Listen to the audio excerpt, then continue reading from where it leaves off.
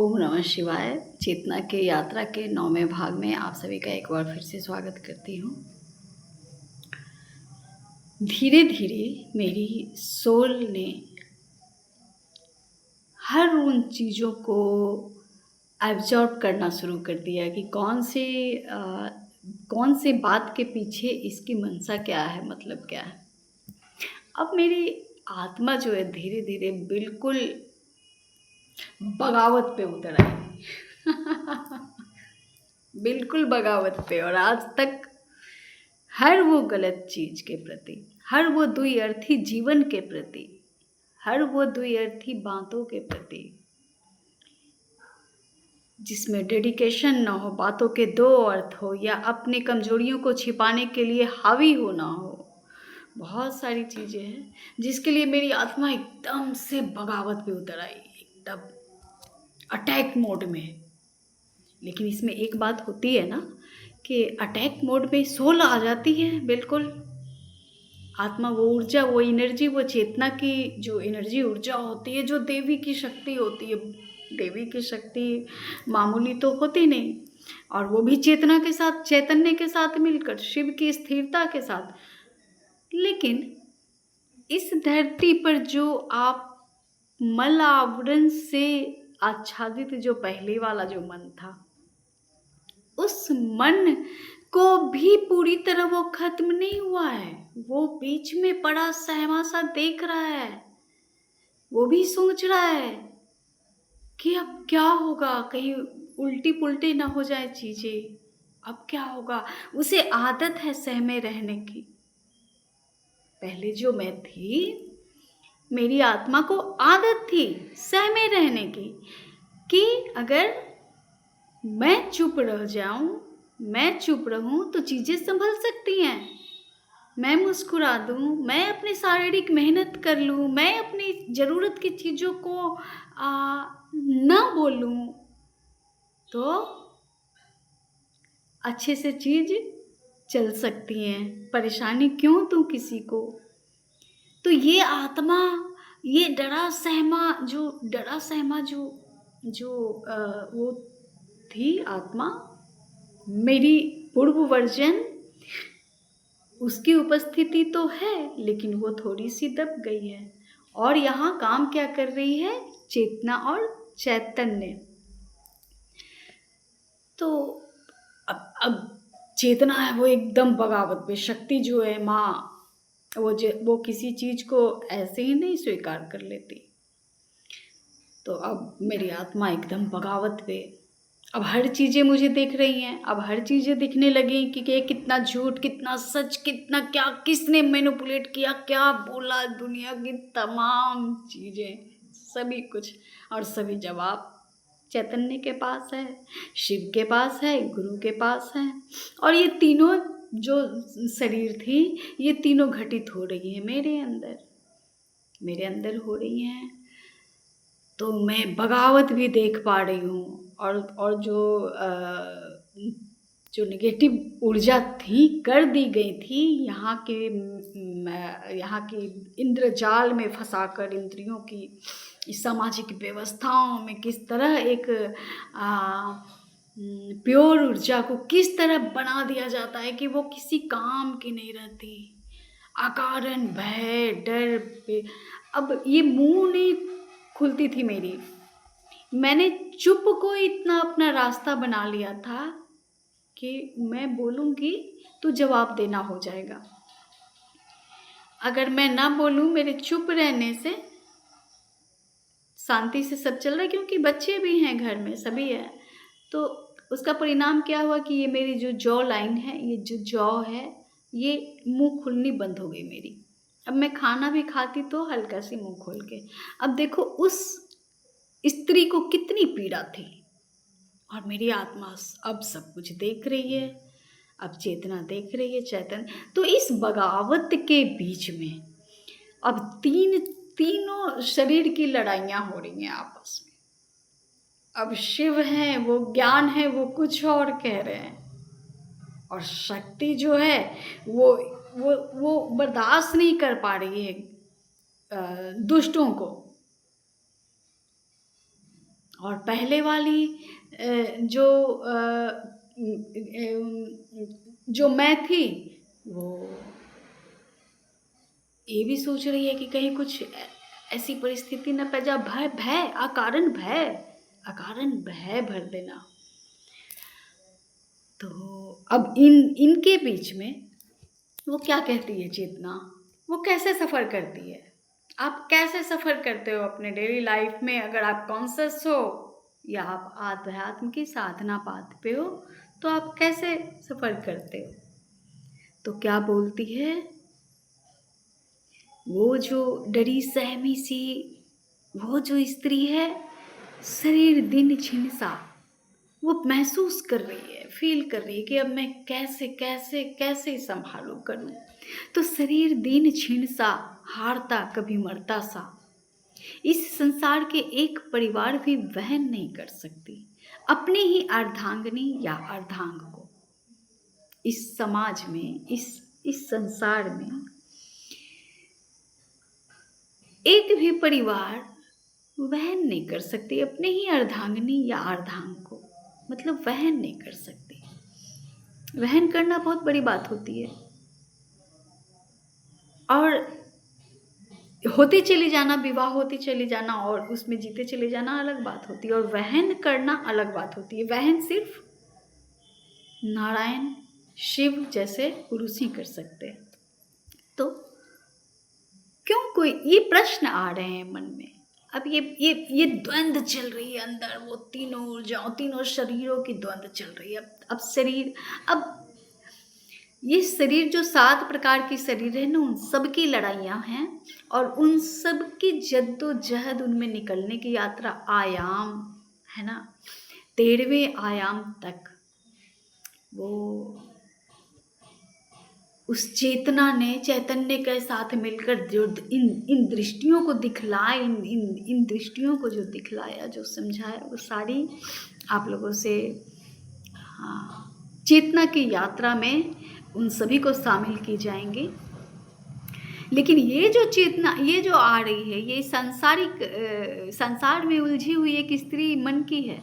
तो ये इसे क्यों कोई पानी ग्रहण करे किसी का, क्यों कोई किसी के शारीरिक भूख मिटाकर तृप्त करे तन मन और उसका उपवन, जब क्षमता ही नहीं वहन करने की, क्यों खेले कोई गुड्डे गुड़ियों सा खेल। आत्मीय रोशनी शारीरिक क्षमता को नकार रही, चौड़ी हो रही, ऊंची हो रही, समग्र फैल रही। अब यही वाली बात है कि मेरी जो जो जो जो मैं देख रही हूँ दृष्टा होकर, ज्ञान के साथ शिव, और शक्ति जो नकार रही है इन सारी बेड़ियों को, इन सारी दुर्बुद्धियों को, इन सारे कुकृत्यों को जो नकार रही हैं। माँ हैं, वो डिसिप्लिन्ड हैं, वो खुद अनुशासन पसंद है उन्हें। तो ये जो फालतू की चीज़ें को नकार रही हैं, तो आत्मीय रोशनी से आत्मा क्या हो रही है, शारीरिक क्षमता को नकार रही है। अब मेरी हालत जीर्ण शीर्ण, अब शरीर की हालत जीर्ण शीर्ण। अब इतनी आर्गूमेंट्स होते हैं बीच में, इतनी बातें होती हैं कि आप न भी चाहो तो आपके पूरे शरीर जर्जर हो जाते हैं। सॉरी, आपका नाम आप यूज कर रही हो आपको समझाने के लिए केवल। ईश्वर बहुत आसानी से सबको अपनी यात्रा में ले जाए। ये कष्ट, ये कष्ट, इतने कष्ट न दे, लेकिन हाँ, जितनी बड़ी कष्ट होगी उतना ही बड़े प्रेम परिष्कृत होंगे, उतनी ही बड़ी प्रेम साम्राज्य में आत्मा प्रवेश करती हैं, और आनंद भी उतनी ही है। तो समग्र फैल रही इस धरती पर जिसने मेरा पानी ग्रहण किया इस वक्त, उस वक्त उसने कोई शर्त नहीं रखी। दुनियादारी के तरीके अगर मैं ना निभाती, अगर तुमने अपनी शर्तें बताई होती, अब मैं कहाँ जाऊँ, क्या करूँ? अगर मैं निर्भर हो अपना जीवन देखूँ, पेट पालूँ, तो कुछ भी शेष नहीं रहेगा। पर अब समय और शेष नहीं है, आ रहा है। अब ये सारी मेरे भीतर के द्वंद्वात्मक मन बोल रहे हैं। और फिर पल में क्या होता है, पल में वो दृष्टा देखते हैं, पल पल में वो दृष्टा देख रहे होते हैं और वो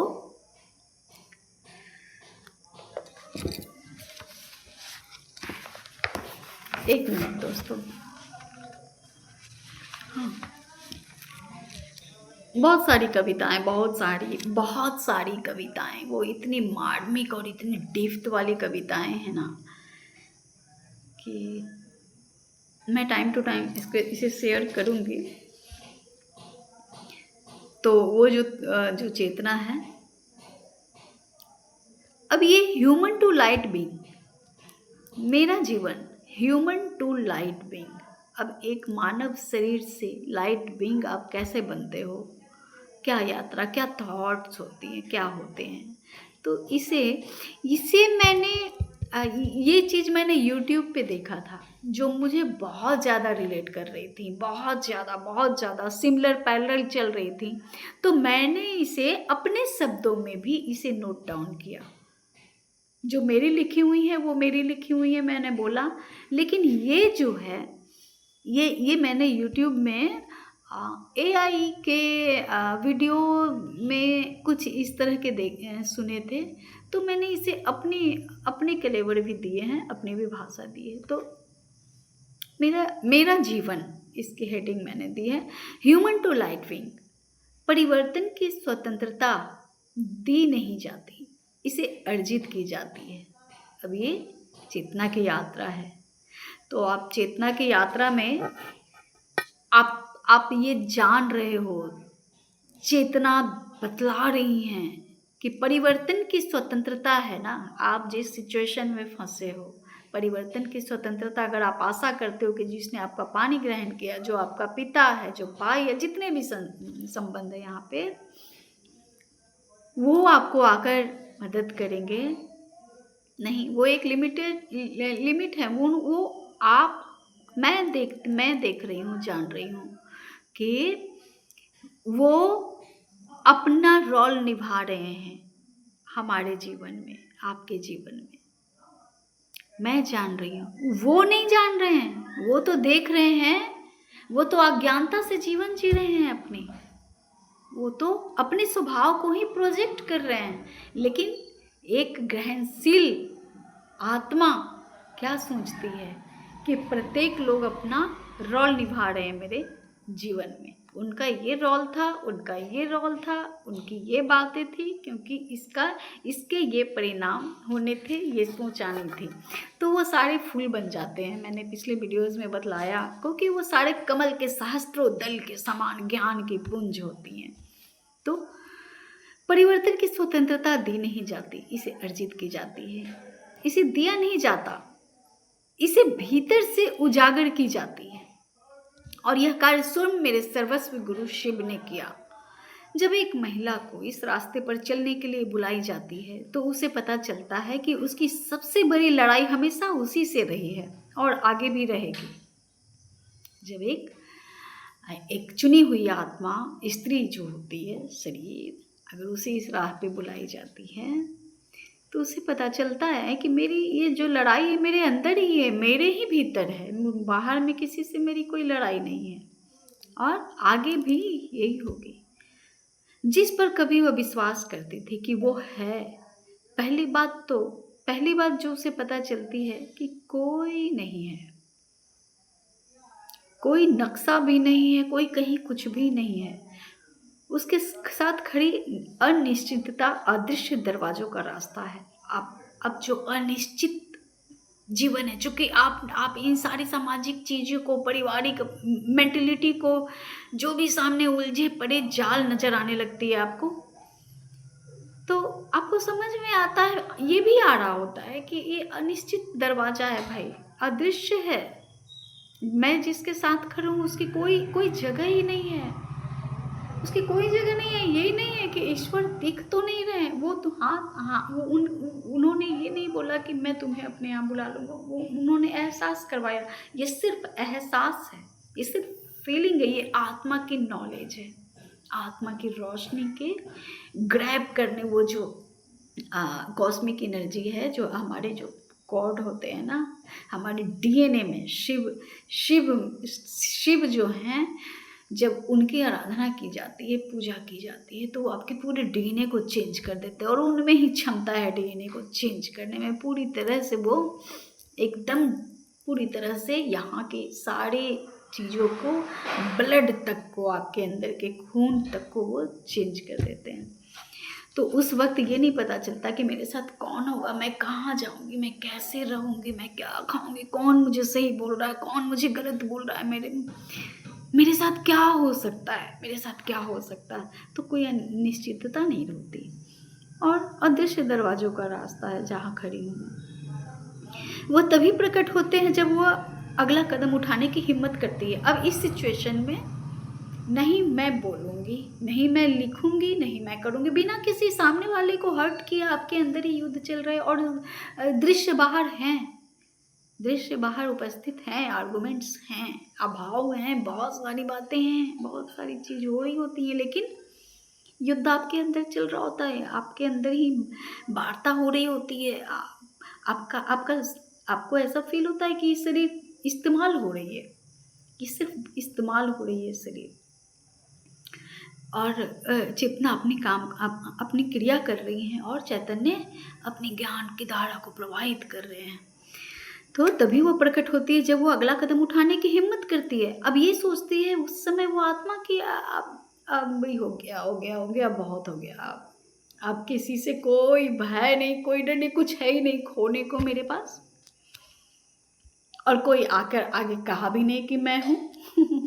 तो अब सारे डर खत्म। अब जिसने आकर कहा अब वो है और मैं हूँ, लेकिन वो अदृश्य है, वो दृश्य में तो है नहीं, वो अंदर है, बहुत सचेतन रूप से अंदर में है। वो जान रही है, आत्मा वो समझ रही है, तो उठाने की हिम्मत करती है। और यात्रा के पहले सेकंड में उसके भीतर एक प्रश्न गूंजता है ना, एक प्रश्न गूंजता है, अगर मैं सफल नहीं हुई तो क्या होगा, क्या होगा यदि यह सब परिवर्तन के प्यासे मन द्वारा रचा गया भ्रम मात्र है। अब ये भी सोचती है कि कहीं, अब मेरी यात्रा में मैं ये भी सोच रही थी कि कहीं ये भ्रम तो नहीं है, सभी पागल कहते हैं सभी, लेकिन ये मेरे अंदर क्या हो रहा है, ये क्या हो रहा है, ये कैसी बातें, ये लगातार नहीं, वो एहसास, वो दृश्य, वो गलत नहीं हो सकते। अब ये द्वंद्व चलती रहती है। अब वो हाथ पकड़ कर निकालना, फिर बातें करना, वो गलत नहीं हो सकती है। वो पहली बार वो वैसे दर्शन करना, उस वैसे निर्गुण निष्कलंक मासूम चेहरे के दर्शन करना, और वो भी सर्वस्व जान रही है। शिव का नाम तो सुना था मैंने कि महादेव हैं, कोई जानती नहीं थी उन्हें। तो भ्रम भी होता है साथ में कि कहीं भ्रम तो नहीं है, लेकिन यह संदेहों के सामने भी एक मुख्य शक्ति है जो उसे पीछे हटने नहीं देती। लेकिन जितनी भी भय होती है ना, उन सब के सामने भी एक मोक्ष शक्ति तो होती है कि भैया मैंने यहाँ देख लिया, समझ लिया, अब कोई आगे है या नहीं है, मेरे लिए रास्ता दिखाई दे रहा है या नहीं दिखाई दे रही है, लेकिन मुझे चलना उसी पथ पे है। अब किसी ने ये कहा कि ये भ्रम है तुम्हारा, कि किसी बात को लेकर भ्रम में जी रही हो, तो मेरे जुबान से निकल गया अचानक कि अगर ये भ्रम है तो कितना प्यारा है, इस भ्रम में मर भी जाना पड़े ना तो भी मैं ओके हूँ। तो इस तरह की बातें होती हैं कि जो दिख भी नहीं रहा, जिनके हाथ पकड़े हुए हैं मैंने, केवल एहसास है, अनुभूतियाँ हैं, और उन्हीं के लिए ही अब जाना है, अब उनके साथ। तो लेकिन ये एक आंतरिक आग है जिसे बुझाया नहीं जा सकता। वह महसूस करती है अपनी गहराइयों से कि वो जहाँ है वो वहीं रहना सच्ची मृत्यु होगी। अब देखिए ये बात आ गई ना यहाँ पे। अब वो महसूस होती है आत्मा में कि जहाँ मैं हूँ वहीं मर जाना भी मेरी सच्ची मृत्यु होगी। इतना तो मैंने जान लिया। औरत जात या मानव जात की सुरक्षा उसे दमनकारी लगती है, वही जो पहले आरामदायक लगता था। उसको संकीर्ण लगने लगता है, दमनकारी लगने लगती है। बातचीत अपना अर्थ खो देती है। बातचीत, जब भी आप बात करने जाते हो, कुछ बात करने, ऐसी बातें मिलती हैं, ऐसी बातें, ऐसी रिजेक्शन मिलते हैं कि मतलब नहीं लगता। अपने ही अंदर लगता है जैसे कि एनर्जी, ऊर्जा छिन्न हो गई, खत्म हो रही है। अब तो धीरे धीरे अपना अर्थ भी खो देती हैं। जिन वातावरण ने उसका स्वागत किया था वो अदृश्य जेल लगने लगते हैं। अब वही वातावरण लगता है जैसे मैं यहाँ फंस चुकी हूँ क्या, धरती पर आकर मैं यहाँ फंस गई हूँ। ये सारी चीजें दिख रही है, समझ में आ रही है कि ये तो बहुत बड़ी जाल है, ये मैट्रिक्स है, ये परंपराओं के नाम पे, ये विवाह के नाम पे, ये जितनी भी आप जीवन जी रहे होते हो, कमाने, खाने, काम करने, ऑफिस, बच्चे, ये सारी चीजें, ये सारी जाल दिख रहे होते हैं आपको, सारी चीजें दिख रही है, माया माया खेल रही होती है अपनी, लेकिन आपको तो दिख रही होती है, उस चेतना को, उस चैतन्य को तो दिख रही होती है। तो सब अदृश्य जेल लगने लगते हैं। इस बढ़ती असुविधा को कैसे समझ सकते हैं? आप अपने आप को कैसे उचित ठहरा सकते हैं कि भले ही आपके पास सुरक्षित महसूस करने के लिए कुछ भी नहीं या सब कुछ है, फिर भी आप अधूरा महसूस करते हैं। अब इसको भी आप कैसे ठहरा सकते हो, उस जगह पे उस चीज़ को भी कैसे सही ठहराया जा सकती है कि सब कुछ भी है आपके पास या कुछ नहीं है तो भी अधूरेपन की फीलिंग है। उस अकेलेपन को कौन समझेगा जो लोगों की कमी के कारण नहीं। अब वो जो फीलिंग हो रही है ना अंदर में, वो लोगों की कमी के कारण नहीं हो रही है और लोग इसे समझेंगे नहीं। वो क्यों हो रही है? वो चेतना की अधिकता के कारण हो रही है। वो चेतना इतनी अधिकता से डाउनलोड्स हो रही है, चीजें दिखा रही है, समझा रही हैं कि वो चेतना की अधिकता के कारण वो कमी फील हो रही है। पहले तो वो विरोध करने की कोशिश करती हैं, वो पुरानी निश्चिंतताओं से चिपके रहने की कोशिश करती हैं, जैसे कि वो तबाही से बचा सकती है। अब एक ओर लगता है कि ये कैसी यात्रा है, और दूसरी ओर लगता है कि ये जो है सो तबाही से बच सकती हो। इसे रहने देते हैं, छोड़ देते हैं, धीरे धीरे और अंतर्मुखी और अंतर्मुखी और अंतर्मुखी। लेकिन ठीक सामने वाले इतने अच्छे फिर प्लेयर होते हैं कि फिर वो कुछ ऐसा कर देते हैं कि फिर आपकी चेतना जाग उठती है कि नहीं भाई, इस भ्रम में नहीं रहना है, सही तो चेतना और चैतन्य ही है। मेरी अनुभूति सत्य है, परम सत्य है। ये तो कभी सत्य नहीं हो सकता। इस तरह की वाणियाँ कभी नहीं सत्य नहीं हो, इस तरह की मानसिकता, इस तरह की संकीर्ण मानसिकता, भय, इस सत्य नहीं हो सकती। आप अपने नए स्वरूप को उन कपड़ों में फिट करने की कोशिश करते हैं जो अब आप पर फिट नहीं बैठती। अब कोशिश की जा रही है कि मैं उन्हीं पुराने नए कपड़ों में खुद को फिट कर लूँ, अपनी नई मेंटेलिटी, नई मानसिकता, नई चेतना को लेकर फिर उसी जगह पर मैं एडजस्ट कर लूँ। अब लेकिन वो फिट नहीं हो सकती। ऐसे रिश्ते में जो अब आपको संतुष्ट नहीं करते, लेकिन जितना आप लड़ते हैं उतना आपको जीने देने का दर्द महसूस होता है, जाने देने का दर्द महसूस होता है। अब ये जो आर्गुमेंट्स होते हैं, लड़ाइयाँ होती है, बातें होती हैं, अब भीतर से फीलिंग हो रही है कि ये कुछ छूट रहा है, कुछ जा रहा है। उसकी दर्द भी होती है, पीड़ा भी होती है। जीवन आपको अथक सूक्ष्मता के साथ दिखता है कि बड़ा होना दुखदाई होता है। बहुत सूक्ष्मता से दिख रहा है कि अब ये जो यात्रा है, अब इसे पे लौट भी नहीं सकते, और ये परम चैतन्य की यात्रा, इससे बड़ी कोई यात्रा भी नहीं है। और ये बहुत पीड़ादायक है। तब पता चलती है कि ये बहुत पीड़ादायक है। लेकिन ठहराव आत्मा को मार देती है। लेकिन ये भी समझती है आत्मा कि अब यहाँ अगर ठहर गई ना मेरी आत्मा, मेरी सोल, मैं, तो ये मार देंगी मुझे, ये इस हाल में भी नहीं जी सकती। और आगे की रास्ता क्लियर तो नहीं है, लेकिन ये इस मंजिल पर वो चेतना जो है, वो शक्ति, दिव्य शक्ति, देवी शक्ति जो होती है, वो आगे की ओर बढ़ना चाहती है। वापस लौटने का प्रलोभन, यह दिखावा करना कि कुछ भी नहीं बदला है, अपने आप को यह समझाने के लिए यह सुविधा अस्थायी है कि फिर से उस जीवन को से जाना संभव है जो परिवर्तन की मांग करता है। और यह इस महत्वपूर्ण क्षण में है कि कई लोग हार मान लेते हैं। अब इस जद्दोजहद में कई लोग हार मान लेते हैं, भाग जाते हैं, तड़ी पार हो जाते हैं कि वो आत्मा में उतनी बल नहीं रहेगी ना, तो वो लोग फिर विक्षिप्त हो जाते हैं, या तो अपने पुराने जीवन में लौट जाते हैं कि भाई जैसे करो, जैसे रहो, वैसे में मुझे एक जगह मिल गया, मैं अपना वही काम करती रहूँगी, करता रहूँगा, है ना। तो ये आज जिनमें आत्मा में बल नहीं होता, जिनके आत्मा में बल होता है, वो सारी चीज़ों को वो सहती भी हैं, लड़ती भी हैं, बिछोह का दुख भी होता है उन्हें, जो इस धरती के जो ग्रेविटेशनल फोर्स है, हर रिश्ते की जो ब्लड है, वो तो बिछड़ने की तो तकलीफ मन में मानसिकता चलेगी ना। तो और ये महत्वपूर्ण क्षण में है कि कई लोग हार मान लेते हैं, और इस क्षण में कई लोग ऐसा करते हैं कि हार मान लेते हैं। विकास की मुक्तिदायी पीड़ा के बजाय अनुरूपता के जंजाल का विकल्प चुनते हैं। विकास अब आगे की ओर क्या है? आगे की ओर नर्म निर्वाण है।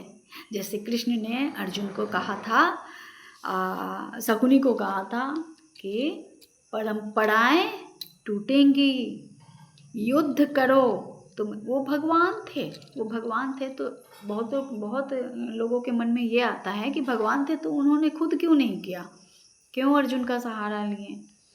अर्जुन का सहारा हम लोग जैसे अर्जुन वो नहीं करेंगे, अर्जुन ही करेगा, उसी से करवाएंगे। वो उसी से, आप चाहो न चाहो, आप अगर अनलाइट सोल हो गए हो, आप अगर चुने गए हो, आप अगर ईश्वरीय सत्ता के उनके सदस्य हो, तो आपसे करवाई जाएंगे। और आप करना पड़ेगा। क्या करना पड़ेगा? उनके नियमानुसार इस धरती पर बैलेंस बनाने का प्रयास। अब वो चेतना है, चैतन्य है, गुरु हैं, अब वो सर्वस्व हैं। तो अब इस प्रयास में युद्ध होंगे, न सिर्फ आंतरिक युद्ध, वो शक्ति भी है, बाहरी युद्ध भी होंगे। अगर कोई सामने जितनी भी क्या कहते हैं उसे, रायता फैलाने थे, वो पहले जो फैला चुका, वो उसकी खुशकिस्मती थी। अगर कोई रायता फैलाने वाला अब सामने आ जाए तो क्या होगा? उनका वध। वो शक्ति छोड़ेंगे नहीं, फिर उनका वध करना होगा।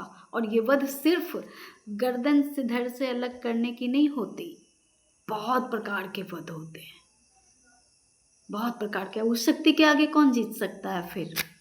तो ईश्वर के हाथ पैर हम लोग हैं, वो वैसे सोल हैं, वो आत्माएं हैं, वो महात्माएं हैं, वो संत हैं, वो एनलाइट सोल है, जो जरूरी नहीं है गेरुआ वस्त्र धारण किए हो, जरूरी नहीं है माला हो।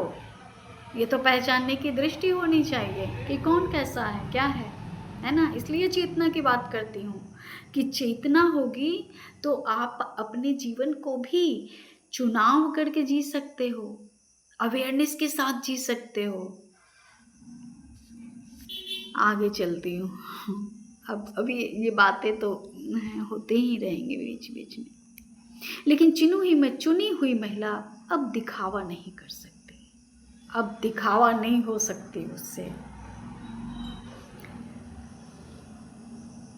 वह इसे पहले ही देख चुकी है, इससे पहले ही महसूस कर ली गई है। अब वो पहले ही देख चुकी है कि ये सारी चीज़ें नकली है, ये सारी चीज़ काम नहीं करने वाली है। जो काम किया, जो भी योगदान मैंने अपने समाज में, परिवार में, संबंधों में दिया, वो क्या काम की थी? नहीं थी, तो अब दिखावा नहीं होगा मुझसे, क्योंकि वो महसूस कर चुकी है। क्या आप कभी इस झलक से प्रभावित हुए हैं कि आप कौन बन सकते हो? अब देखो चेतना क्या कह रही है कि आप एक झलक, क्या आपको मिला कभी? उसी एक झलक मिल जाती है ना, तो लोग राजपाट त्याग कर निकल जाते हैं, जोगी हो जाते हैं। लेकिन यहाँ मैं चेतना की बात इसलिए कर रही हूँ कि युद्ध करने हैं अभी, बहुत बहुत युद्ध करने हैं। अपने जहाँ पे हो वहाँ पे साफ सफाई करो, अपने आंतरिक साफ सफाई के बाद वहाँ की भी साफ सफाई करो। जो भी अनडिसिप्लिन्ड बच्चे हैं तुम्हारे सामने, जो भी संबंध के रूप में हैं, उन सब की पिटाई कुटाई और संभलाई करो, ठीक है? और अपनी चेतना को उद्धर करो आध्यात्म के बल पे। केवल मुंह से बोल बोल कर बड़ी बड़ी बातें या क्या कहते हैं, मैं अगर कहती हूँ कि स्त्री को सशक्त होना चाहिए, तो इसका मतलब अन्यत्र ना ली जाए। सशक्त आप तभी बनोगे जब आध्यात्म के पाठ पर आत्म अध्ययन और तपश्चर्य, यानी आप अपने आंतरिक द्वंद्व से खुद की लड़ाई को चेतना के द्वारा और चैतन्य के द्वारा पराजित कर दोगे, तब वो होती हैं देवी स्त्री। और सब रील्स की बातों पे मत जाइए, अपने आप को मजबूती स्ट्रांग बनाइए। स्ट्रांग बाहरी रूप से नहीं, आंतरिक रूप से स्ट्रांग बनोगे तो तुम्हें सत्यता मिलेगी, और सत्यता में वो जो ताकत होती है उसे कोई पराजित नहीं कर सकता। मार सकता है, गोली मार सकता है, धक्का दे सकता है, पॉइजन दी जा सकती है, लेकिन उसके शरीर को उसे कभी नहीं मारी जा सके। वो फिर दूसरे शरीर को धारण करेंगे, फिर आएंगे अपना काम, अधूरा काम को पूरा करने के लिए। ओके, फिर आएंगे वो। तो धोखे से मारी जा सकती है, न शस्त्र से न शास्त्र से, किसी चीज से पराजित नहीं की जा सकती, न विचारों से न सत्यता से। तो हाँ, एक बार जाग जाने के बाद कोई रास्ता नहीं है। एक बार अगर आप चैतन्य के साथ आपकी भेंट हो गई, उस सत्य को देख लिया, उस सत्यम शिवम सुंदरम परम सुंदरम शिव को अपने अर्धांगिनी के साथ, चैतन्य चेतना के साथ आपने देख लिया, वो चेतना जो आपके अंदर है, जो आप काम कर रही हैं, और वो चैतन्य जो स्थिर है, निर्विकल्प। देखिए मेरे शिव, आप मेरे बैग में जो हैं वही सर्वस्व है। अब उनको देख के कैसा फील हो रहा है? इस क्षण वो ऊर्जा आप लोगों में बह रही है कि अगर आप गौर से देखोगे, तो मैं इजाज़त देती हूँ कि आप गौर से देखकर एक बार सरेंडर कर दो। आपके मन, आपके चित्त पूरी तरह से सरेंडर कर दो, उनके शरणागत हो जाओ। ये ऊर्जा बह रही है अभी, परिवर्तन की लहर ला देंगी आप में। जाओ, ये शिव कह रहे हैं, परिवर्तन की लहर ला देंगी। अब इस परिवर्तन को आप अपने जीवन में महसूस करना, अगर आपने सरेंडर किया है और ध्यान से इस वीडियो को देखा है, उनकी बातों को सुना है, ग्रहण किया है पेशेंस के साथ, तो अवश्य चेतना का जागरण होगा आप में 100%, 100%। और चेतना जब जागती है तो कोई भी नॉनसेंस बर्दाश्त नहीं होती किसी की। तो एक बार जाग जाने के बाद कोई रास्ता नहीं है। यह एहसास विनाशकारी है, यह एहसास है विनाशकारी, बहुत कठिन है। जैसे आप कैलाश पर्वत पे जाते हो ना, आज तक कोई नहीं जा पाया, लेकिन आप जाकर दिखाओ और जाने की हिम्मत जुटाओ, और तब देखो कि ये विनाशकारी है, ये आपको भी खत्म कर सकती हैं, और साथ ही मुक्तिदायक भी है। अब लोग दोनों चीज़ एक साथ है, अब दोनों एहसास एक साथ है। आप जान रहे हो कि ये मुक्तिदायक भी और ये विनाशकारी भी है, फिर भी उस रास्ते पे चलते हो, क्योंकि वहाँ वो बैठे जो है ना सामने, शिव जो बैठे हैं ना, अब उनके लिए ये शक्ति और वो शिव। अब चेतना जो है ये मतलब मेरे अंदर आत्मा में जो चेतना है, जो देवी शक्ति, इसकी बात नहीं कर रही हूँ, ये स्किन की, ये चेहरे की बात नहीं कर रही हूँ, उस चेतना की बात कर रही हूँ। वो चेतना और वो चैतन्य, उनके अलावा कोई नहीं है। तो उसे अकेले ही चलना होगा। आपके आसपास के लोग जो आपको पुराने स्वरूप को के आदी हो चुके हैं, दूर जाने लगेंगे। कुछ लोग आश्चर्य से देखेंगे, कुछ लोग अस्वीकृति से, कुछ लोग आपके प्रश्न पर सवाल उठाते हुए, आपके नवजात अनिश्चितताओं जो आप में अभी तक आप दृढ़ नहीं हुई है, वो आध्यात्म की शक्ति अभी तक आप पक्के नहीं हुए उसमें, जैसे मैं अब बात कर रही हूँ।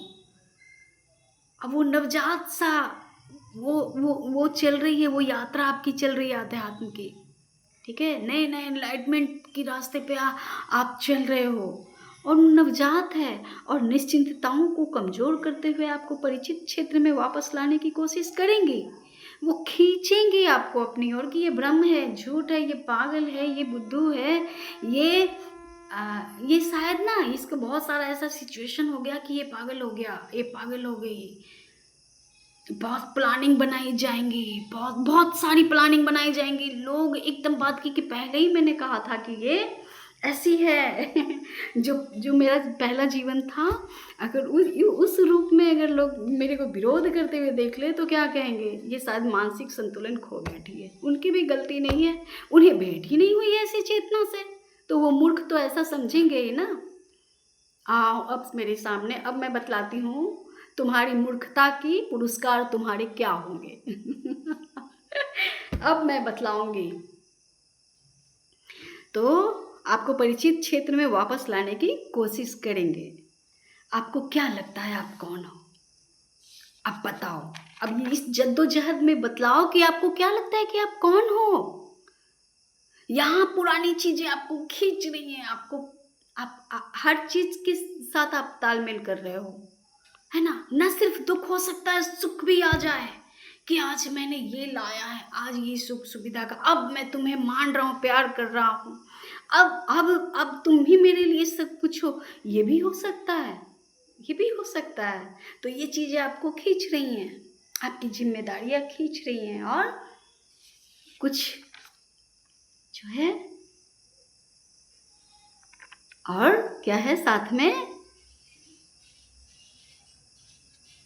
लेकिन आप तो आपके अंदर ये जद्दोजहद चल रही हैं, आप पक्के नहीं हो, इसलिए ये तप है, ये है चेतना की यात्रा। तप के द्वारा आत्म अध्ययन, तप इसी परिवार की सारी कहानी है ना।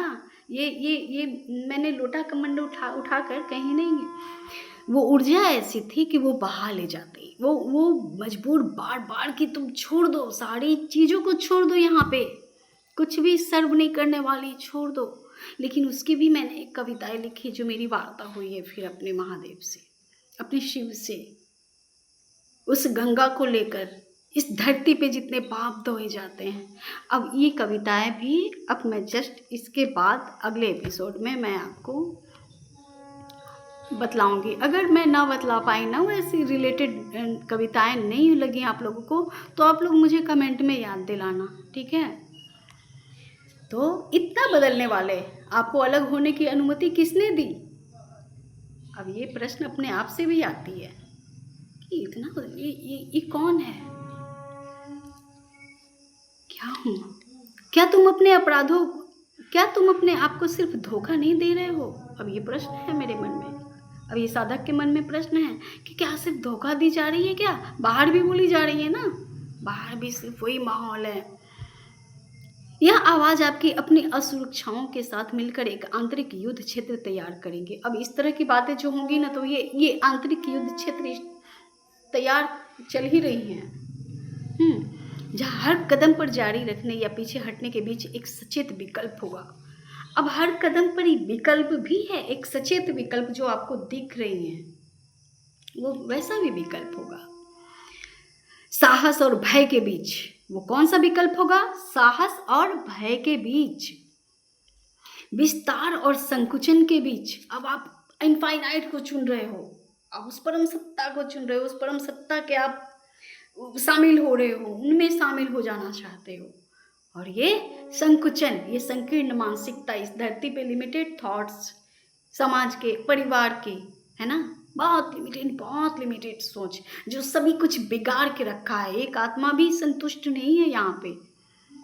कैसा समाज का निर्माण किया है आप लोगों ने, कैसा किया हमने निर्माण, क्या है, कौन सा सुख है, कौन सी खुशी है जिसके लिए लोग भागे जा रहे हैं, जीवन विवाह भी कर रहे हैं, कमा भी रहे हैं, और फिर उसी विवाह में असंतुष्टि भी है। बच्चे भी धरती को सर्व नहीं कर रहे हैं, नालायक बनते चले जा रहे हैं। ये लायक भी बन रहे हैं तो ये इतनी सारी उनको क्लासेस दी जा रही हैं अपने ही फैमिली से कि वो कंफ्यूज बेचारी कहाँ जाएं, क्या करें। इतनी क्लासेस वो उन्हें दी जा रही हैं, अपने ही लेगेसी को ढोते चले जा रहे हैं बच्चे। मेरे पूर्वजों ने ऐसा किया, मेरी दादा ने, दादी ने, मेरी नाना ने, नानी ने, मेरी माँ ने, मेरे बाप ने। अब बच्चे करे तो क्या करे भाई, वो तो नहीं हो रहा है ना लाइन, वो तो इसी मैट्रिक्स का हिस्सा अभी है। लेकिन यही जंजाल, यही बातें उसे अपने गंतव्य, अपने मंजिल तक भी पहुंचाती हैं कि क्या सही क्या गलत। इसीलिए हर हाल में घबराना नहीं है, जो होता है होने देना है, वो उसकी मर्जी है। ऐसी यात्रा चलती है, ये उनकी मर्जी है, क्योंकि मैं तो जान रही हूँ, मैं तो देख रही हूँ सब कुछ ना, और नहीं दिख रही लोगों को, मुझे दिख रहा है। तो ये चीज को वहन कौन करेगा, कौन द्वंद्व को अपने अंदर झेलेगा, कौन बर्दाश्त करेगा?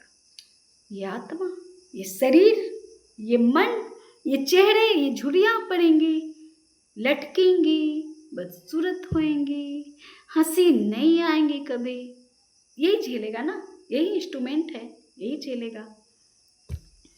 तो विस्तार और संकुचन के बीच उसे यह एहसास होना शुरू हो जाएगा कि चुने जाने का मतलब पसंदीदा होना नहीं है, इसका मतलब चुनौती दिया जाना है। अब इन द्वंद्वों के बीच पता चल जाएगा कि चुने जाने का मतलब जो है वो चुनिंदा नहीं, आप बहुत स्पेशल इसलिए चुने गए हो नहीं, आपको चुनौतियां दी जानी है इसलिए, क्योंकि आप चुनौती स्वीकार कर सकते हो, चुनौतियों से लड़ सकते हो, आप में वो क्षमता है, इसलिए आपको चुनौती दिया जाना है। आपके शरीर की प्रत्येक कोशिका पुराने आराम के लिए चिल्लाएंगे, जबकि आत्मा अथक रूप से अज्ञात की ओर खींचेंगी। अब प्रत्येक कोशिका, प्रत्येक नस नाड़ियाँ क्या है, 72,000 नस नाड़ियाँ हमारी 72 योगिनियाँ हो गई, लीवर जो हमारे शिव, किडनी हमारी शक्ति 2, प्रत्येक हड्डी, वसा, मांस, सारी कुछ ब्रह्मांड के हिस्से हमारे शरीर के। अब सारी चीज बैलेंस होने के क्रम में क्या करेंगी, ऑनलाइन धरती पर इस ब्रह्मांड को उस ब्रह्मांड से कनेक्शन में आने के क्रम में जो जद्दोजहद करनी पड़ती है, ये है चेतना की यात्रा, ये होती है चेतना की यात्रा। तो और यहाँ एक और प्रश्न उठता है कि क्या यह इसके लायक है? क्या संबंध या मित्रता खोना, निश्चिंतताओं पर सवाल उठाना, उन लोगों के मूल निर्णय का सामना करना उचित है जो अभी तक अपनी महानता के प्रति जागृत नहीं हुए हैं? तो अब उधर भी अगर जाऊं तो क्या उनके निर्णय का सामना कर सकते हो? क्या वो जागरूक नहीं है? जागरूक आप हो, आप देख रहे, आपको चीजें दिख रही हैं, समझ में आ रही हैं, सभी कुछ जागरूक आप हो।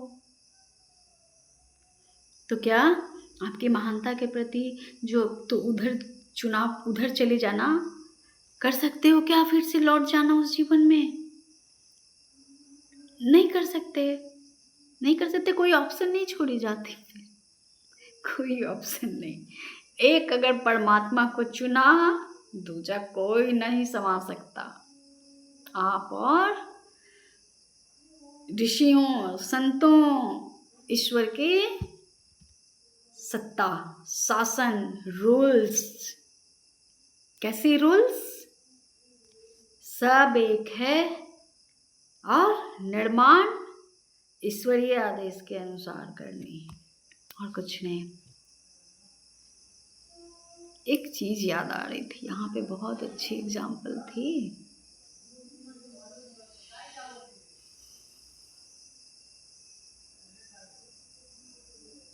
जब फिर याद आएंगे तो बात की जाएंगे। क्या प्रामाणिकता के एकांत के बदले स्वीकृति के असुविधा का व्यापार करना उचित है? अब प्रामाणिकता का, अब एकांत की प्रामाणिकता के बदले या स्वीकृति के सुविधा का व्यापार करना उचित है?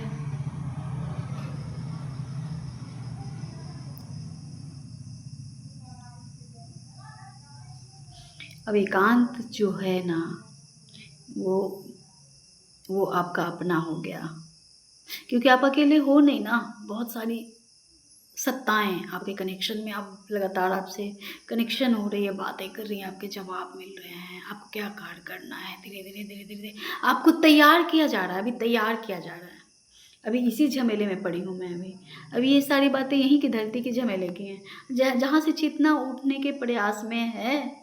और जब वो ऊपर उधर होती है तो वहाँ के क्या रूल्स हैं, क्या नियम है, बाप रे।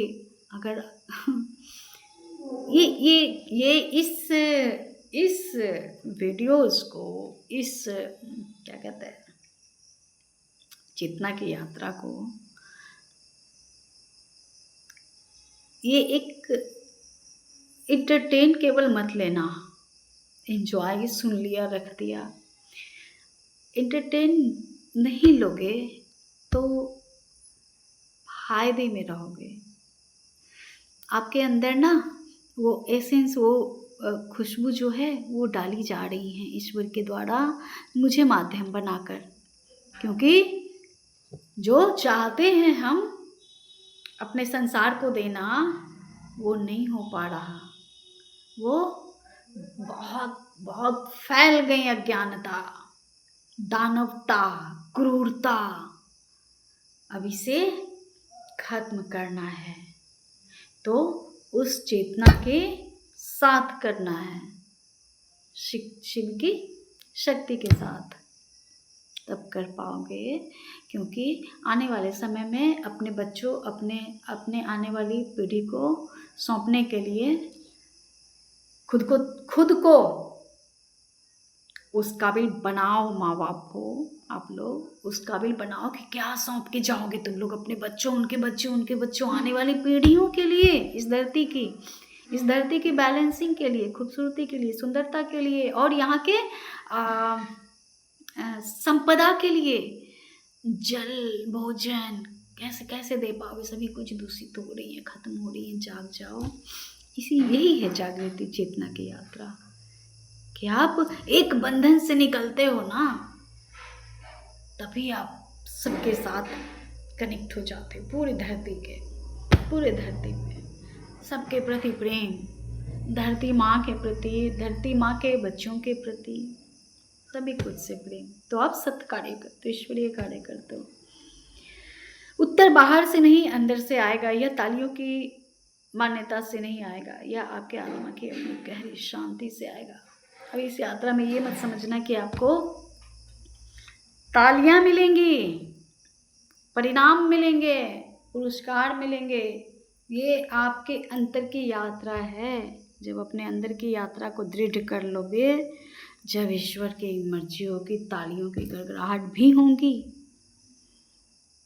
पहले खुद को उस चेतना की यात्रा पे निकलो और फिर उस खुशबू को महसूस करो। पहले खुद आनंदित हो, फिर आनंद बांटो। कुछ नहीं रखा इन युद्ध में, ये बाहरी रिश्तों की करवाहटों में। संपदा को सहेजो, केवल अपनी लिमिटेड कमाकर अपने घर बनाने, अपने बच्चों के फ्यूचर बनाने के बारे में नहीं सोचो। ये अपराध हो रही हैं, तुम कर नहीं रहे हो, ये होती चली जा रही है। ये तुम्हारे ही बच्चों को सुविधा नहीं देंगी। तुम क्या करके जा रहे हो? तुम वो काम करो उनके लिए जो ये सर्व करे। पीढ़ी दर पीढ़ी जिएंगे बच्चे, तभी तो करेंगे ना।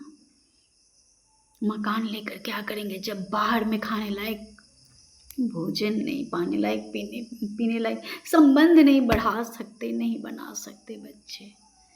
कहीं घूमने बाहर नहीं जा सकते क्योंकि आतंक का माहौल है। ये देखिए कहाँ जाएंगे? इन्हीं के लिए तो करना है। अपने ही बच्चों के लिए। तब है कि आपका एक दो बच्चा नहीं होता, पूरी धरती आपकी बच्ची होती है। ऐसा चेतना बतलाती हैं, ऐसी शक्ति बतलाती हैं, ऐसे शिव बतलाते हैं। तो मिलती हूँ आपसे अपने अगले वीडियो पे। वीडियो बहुत लंबी हो गई, आप लोग कमेंट करें, अच्छा लगेगा, सब्सक्राइब करें, रिलेट करें तो कमेंट करें। मिलती हूँ आपसे नेक्स्ट वीडियो पे। ओम नमः शिवाय। अब ये ऐसी धुन है कि मेरी बोली थकान से नहीं, बस नशे में ही लड़खड़ाई चली जा रही है और आँख बोझिल हो रही है। अब मुझे ज़रूरत है मेडिटेशन की।